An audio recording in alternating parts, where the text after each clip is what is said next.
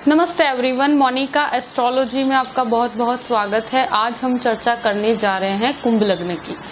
कुंभ लग्न वालों के लिए अक्टूबर के महीने में किस तरह की स्थितियां हैं और हमें किस तरह से अपने पूरे ही महीने को प्लान करना है, आज हम उसकी पूर्ण चर्चा करेंगे। देखिए, कुंभ लग्न और लग्न का स्वामी बनता है शनि, और शनि खुद से 12वें घर में है गुरु के साथ। ये एक ऐसी स्थिति है कि जहां गुरु 18 तारीख को मार्गी हो रहा है और शनि 11 तारीख को मार्गी हो रहा है। बुध वक्र परिस्थिति में 27 सितंबर से 18 अक्टूबर तक रहेगा, तो ये 22 डेज के लिए बुध वक्री है। अब ये जो भी परिस्थिति है जहां लग्नेश का खुद से 12वें भाव में जाना, ये एक आत्मविश्वास की कमी को दिखाता है। आप कोई भी कार्य करेंगे उसमें या कोई भी डिसीजन मेकिंग प्रोसेस के अंदर आपके अंदर आत्मविश्वास की कमी रहेगी। आपके अंदर अपने कार्य, अपने निर्णय को लेकर एक संशय हमेशा बना रहेगा।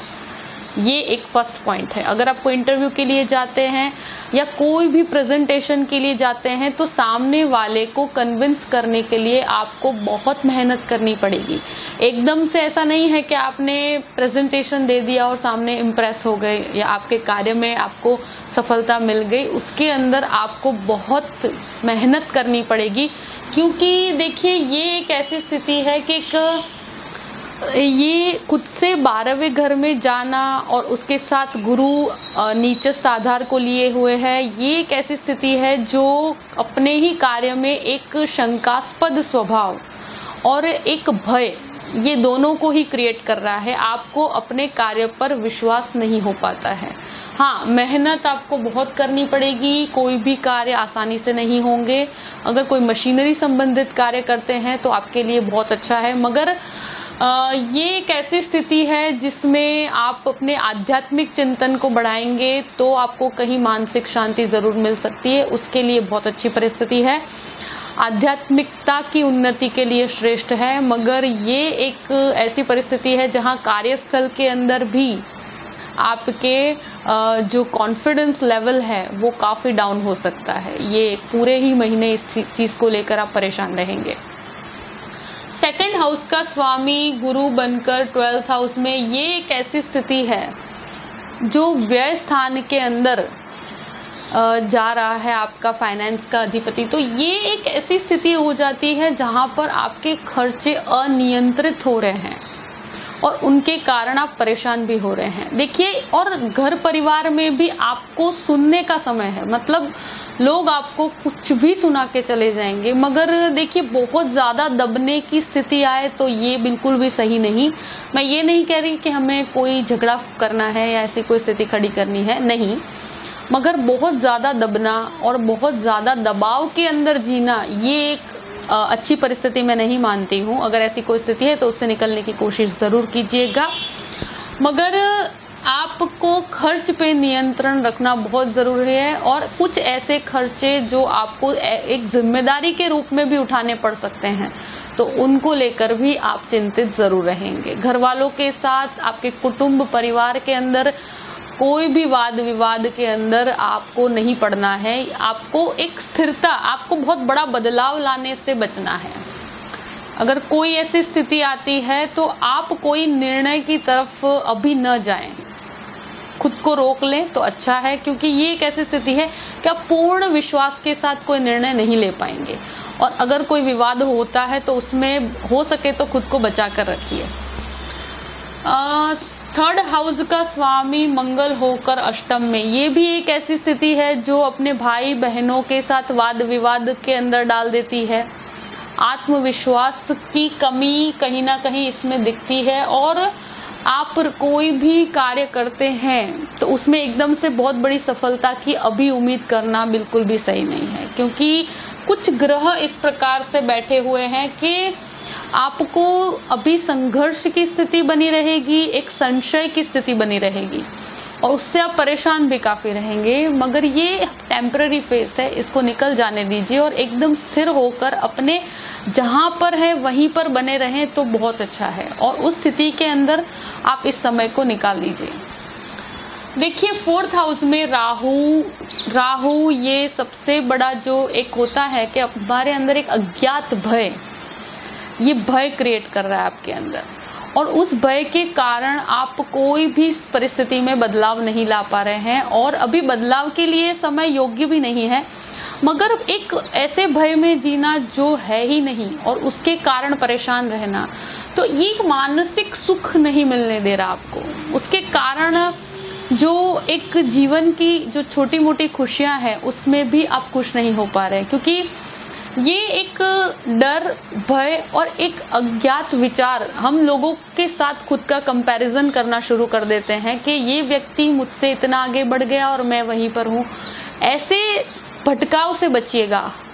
आप अपनी जगह श्रेष्ठ हैं, आपने अपने जीवन में कितना उन्नति किया है और अपने ग्राफ को अपने लेवल से आप जज कीजिए, मगर किसी के साथ खुद का कंपैरिजन करना और उससे परेशान होकर भयभीत होते रहना, ये एक ऐसी स्थिति है जिससे आप परेशान रहेंगे और अति महत्वाकांक्षी बना देता है, क्योंकि महत्वाकांक्षाएं इतनी ज्यादा बढ़ जाती है कि आपको आपका प्रोग्रेस रिपोर्ट नहीं दिखता, उसके कारण आप असंतुष्ट रहते हैं। तो ये एक चीज ऐसी है कि इसमें से आपको बाहर निकलना ही पड़ेगा। 5th हाउस का स्वामी बुध होकर आपके अष्टम भाव में, तो देखिए रिसर्च संबंधित कोई भी कार्य के लिए आप स्टूडेंट्स आगे बढ़ना चाहते हैं तो बढ़ सकते हैं। विदेश जाकर कोई भी इस प्रकार की फाइनेंस या MBA से कनेक्टेड कोई भी स्टडीज के अंदर अगर आगे बढ़ना है तो उसके लिए बेस्ट स्थितियां हैं, उसके अंदर आगे बढ़ा भी जा सकता है। और ये एक ऐसी स्थिति है जहां पर अभी मैं ये कहूंगी कि स्टूडेंट्स थोड़े से जितना फोकस्ड होकर पढ़ना चाहिए उस तरह से नहीं कर पा रहे हैं, मगर ये एक टेम्पररी फेस है और उसके अंदर भी बुध वक्र अवस्था में है। उसके कारण आपके जो भी स्टूडेंट्स के जो नोट्स से लेकर हर चीज का परफेक्शन जरूर रखिएगा, क्योंकि आपकी कोई भी बोली हुई शब्द और कोई भी बोले हुए वाक्यों का गलत मीनिंग निकाला जा सकता है। ये एक ऐसी स्थिति है जिससे हमें बचना है। गर्भवती महिलाओं को भी कोई चिंता की बात नहीं है, मगर अभी बहुत ज़्यादा ट्रैवलिंग अवॉइड करना चाहिए। देखिए 6th हाउस के अंदर गुरु की पूर्ण दृष्टि बनी हुई है, तो ऐसी कोई ऋण संबंधित अगर समस्या है तो उसे ऋण लेने में आपको कोई समस्या नहीं होगी, शत्रु आप पर हावी नहीं हो पाएंगे। और आपको कोई भी हेल्थ इश्यू है तो उसमें भी आपको एक प्रॉपर मेडिसिन मिल पाएगी। तो ऐसी हेल्थ प्रॉब्लम से कनेक्टेड कोई ऐसी डरने वाली बात नहीं है। अगर ऐसी कोई बात है भी सही तो गुरु की पूर्ण दृष्टि पड़ने के कारण आपको उसका सॉल्यूशन प्राप्त हो जाएगा। देखिए 7th हाउस उसका स्वामी सूर्य होकर अष्टम में जा रहा है, तो अभी बहुत बड़े कोई बिजनेस के बदलाव या बिजनेस पार्टनरशिप के कोई भी ऐसे ऑफर आता है, कोई भी व्यक्ति आपके पास आता है और कहता है कि हम आपके साथ जुड़ना चाहते हैं, या ऐसा कोई बड़ा ऑफर लेकर आता है, तो उसमें बिल्कुल भी मत पड़िएगा, क्योंकि ये एक ऐसी स्थिति है जहां पर विश्वास की स्थिति नहीं है, आपको नुकसान हो सकता है। इसलिए कोई भी बड़ी पार्टनरशिप से बचिएगा और गृहस्थ के साथ भी किसी भी प्रकार की छोटी मोटी अनबन से खुद को बचा के रखा जाए तो अच्छा है। क्योंकि देखिए अष्टम में पड़े हुए ग्रहों में काफी देखिए आपको कुछ अनएक्सपेक्टेड गेन्स भी हो सकते हैं, क्योंकि 8th हाउस के अंदर स्वगृही बुध है और उसके साथ सूर्य मंगल की युति एक आपको अनएक्सपेक्टेड गेन्स भी देता है, ऐसा नहीं है कि नहीं देता है। रिसर्च के लिए बहुत अच्छा है, और रिसर्च के लिए अगर आप विदेश जाना चाहते हैं, IT प्रोफेशन वालों के लिए बहुत अच्छी परिस्थितियां हैं, मेडिकल स्टूडेंट्स के लिए बहुत अच्छी परिस्थितियां। इसके लिए कुछ रिसर्च ओरिएंटेड कार्य के लिए अगर विदेश जाने के लिए अगर आप वीजा के लिए ट्राई कर रहे हैं तो बहुत अच्छा है, आपका कार्य हो जाएगा। देखिए 9th हाउस का अधिपति शुक्र और केतु बनकर आपके दशम में है। ये एक भाग्य का सपोर्ट तो जरूर प्राप्त होगा, मगर इतना भी नहीं है। केतु साथ में है और दशमेश आपके अष्टम भाव में है, तो आपको लग रहा है कि मैं जो भी कार्य कर रहा हूं उसमें कुछ रिजल्ट जनरेट नहीं हो पा रहा है, एक असंतुष्टि बनी हुई है। हाँ, हाँ, होटल मैनेजमेंट वालों के लिए बहुत अच्छा है, रेस्टोरेंट वालों के लिए बहुत अच्छा है। कोई भी क्रिएटिव फील्ड के अंदर आप पोस्ट ग्रेजुएशन करना चाहते हैं, या आप कोई भी कहते हैं ना कि पीएचडी करना चाहते हैं, या कोई भी इस तरह की अच्छी पढ़ाई की तरफ आगे बढ़ना चाहते हैं, तो उसमें आप आगे बढ़ सकते हैं। वो क्रिएटिविटी को बढ़ाएगा और ये टाइम उसके अंदर पूर्ण रूप से सपोर्टिव भी है। और ये शुक्र केतु के कारण आपको इस तरह के लाभ, जो रेस्टोरेंट बिजनेस वाले हैं उनके लिए बहुत अच्छा है, ब्यूटिशियंस के लिए बहुत अच्छा है, आप कपड़ों का व्यापार करते हैं तो उनके लिए बहुत अच्छा है, कोई भी डिजाइनिंग संबंधित कार्य करते हैं, कंस्ट्रक्शन संबंधित कोई भी कार्य करते हैं, उन लोगों के लिए बहुत अच्छा है। तो जो फैशन इंडस्ट्री है उन सभी के लिए ये स्थिति बहुत बेहतरीन परिस्थिति है। हाँ, मैं ये नहीं कहती कि बहुत एक्स्ट्रा ऑर्डिनरी कोई लाभ मिल जाएगा, मगर हाँ, ठीक ठाक आपको आपके कार्य नहीं अटकेंगे, कार्य हो जाएंगे, क्योंकि खर्च बराबर के बने हुए हैं और इनकम के सोर्सेस के हिसाब से खर्च बहुत ज़्यादा है, उससे आप काफ़ी परेशान भी हैं। तो ये एक ऐसी स्थिति है जो मुझे पूर्ण रूप से दिख रही है, मगर जितना लाभ आप एक्सपेक्ट कर रहे हैं उतना नहीं मिल पाने के कारण आपको असंतुष्टि हो रही है। बदलाव बहुत बड़ा अभी करने से बचिएगा। कोई जॉब में या बिजनेस में कोई भी बड़े बदलाव से खुद को बचा के रखा जाए तो अच्छा है। परिवर्तन हो सके तो ना करें मेरे हिसाब से, क्योंकि ये परिवर्तन कहीं ना कहीं आपको प्रॉब्लम में डाल सके। कॉन्फिडेंस काफ़ी लो है अभी आपका। तो ये एक ऐसी स्थिति है कि जिसमें आपको इतना फायदा नहीं है। प्लस देखिए, 11वें भाव का अधिपति 12th हाउस में है और गुरु शनि का ये जो संयोग बना हुआ है, ये आपको विदेश के कार्यों में बहुत सफलताएं हैं। हाँ, अगर आप कोई भी जॉब चेंज करते हैं और उसमें अगर विदेश संबंधित कोई चेंज करना चाहते हैं, आपको अगर एक्सपोर्ट इंपोर्ट का कोई बिजनेस है उसके अंदर आप कुछ कार्य करना चाहते हैं, मल्टीनेशनल कंपनी के अंदर जॉब करना चाहते हैं, तो ये परिस्थिति काफ़ी फेवरेबल है, उसमें आप बदलाव कर सकते हैं, कोई प्रॉब्लम नहीं है।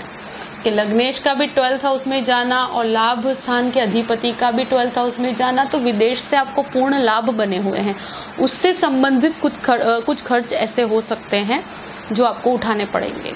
देखिए, ओवरऑल जो पॉइंट्स मैंने बताए हैं उसको देखकर अपने पूरे ही महीने को प्लान कीजिएगा और फिर आगे बढ़िएगा, तो क्या है कि आप अपने जीवन को एक बेहतर दिशा दे पाएंगे। और बिल्कुल चिंता की बात नहीं है। हाँ, मेहनत आपको काफ़ी पड़ेगी, आपके आत्मविश्वास की कमी आपको महसूस भी हो पाएगी, मगर देखिए एक टेम्पररी फेज है। थोड़ा समय ऐसा है जब लग्नेश काफ़ी डाउन पोजीशन में है, क्योंकि सबसे नीचस्थ राशि के गुरु के साथ है। और देखिए, खुद से 12वें जना है स्वगृही शनि, मगर गुरु काफ़ी नीचस्थ पोजीशन में, तो आत्मविश्वास की थोड़ी सी कमी हो रही है।